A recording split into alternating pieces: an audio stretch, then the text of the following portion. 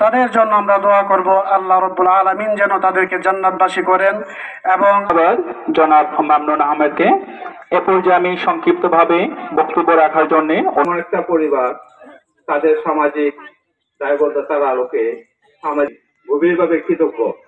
আমরা যখন ছাত্র ছিলাম, উনি আজকের এই যে হাজী হেলিমুদ্দিন ফাউন্ডেশনের অর্থদাতা এবং প্রধান বিদ্যালয়ে বিশেষ করে যখন আমি কিছু বৃক্ষরোপণ করেছি, শুধু এই ব্যাপারে না, সব সময় যাতে আপনারা পাশে থাকতে পারে এবং আপনাদের মঙ্গল এবং আমার জনাব নাসিরুদ্দিন সাহেব, অ্যাডভোকেট নাসিরুদ্দিন সাহেব সুদূরে মেঘাতে আমাদের সবসময় আমাদের এলাকায় আরো স্মৃতিচারণ করবো।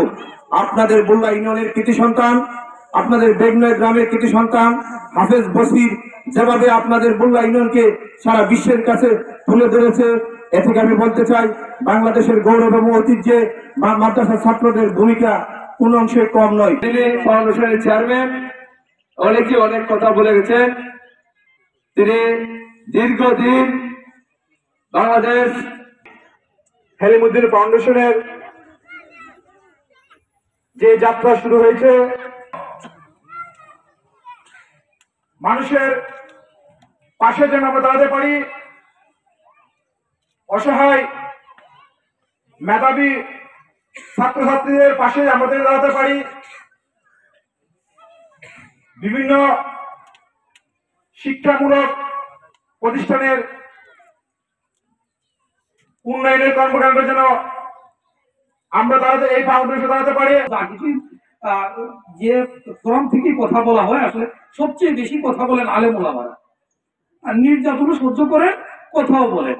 আলেমদের কথা কিন্তু বন্ধ হয় না। আমরা অনেক সময় ভয়ে কি করি, যে বাবা কথা বলা যাবে না, একটু কম বলি, যে একটু যেন নিজের জানটা বাঁচে। তো আসলে এসব কারণে একটু বিশেষ দুর্বলতা আমার আছে। মসজিদ মাদ্রাসার উন্নতি, সমাজের অনেক মানুষ আছে অর্থের অভাবে চিকিৎসা করতে পারে না, এই ফাউন্ডেশনের মাধ্যমে চিকিৎসার ব্যবস্থা করা, বিভিন্ন উন্নয়ন কাজে তারা পাশে থাকবে। এটা আমাদের এলাকার জন্য গর্বের বিষয়, বিশেষ করে বললা ইউনিয়নের গর্বের বিষয়। নাকি এর আগে আছিল এরকম ফাউন্ডেশন? তো এটা মনে হয় প্রথম হয়েছে ফাউন্ডেশন।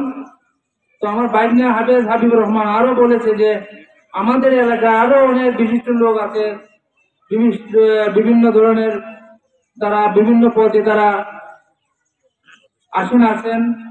তো তারা যদি এই ধরনের ভালো কাজে এলাকাতে এসে তাদের হাত প্রসারিত করেন।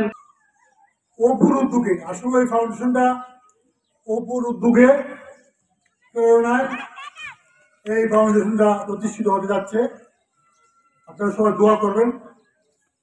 আর এই ফাউন্ডেশন কারো আর্থিক সহযোগিতার জন্য প্রত্যাশী না। এদের যে ইনকাম আছে, আল্লাহ এদের যে ক্ষমতা দিয়েছে। আমার একজন বক্তা কেজন বলছিল যে ওনাদের একদিনের উপার্জন যদি নিয়োগ করে ফাউন্ডেশনে, তাহলে এই 365 দিনই এই ফাউন্ডেশন চলবে। হোক মানবতার কল্যাণ। আমরা অনেকেই মন থেকে চাই। ছোট ছোট মাদ্রাসা ছাত্রদের হাতে পুরস্কার তুলে দিচ্ছেন সম্মানিত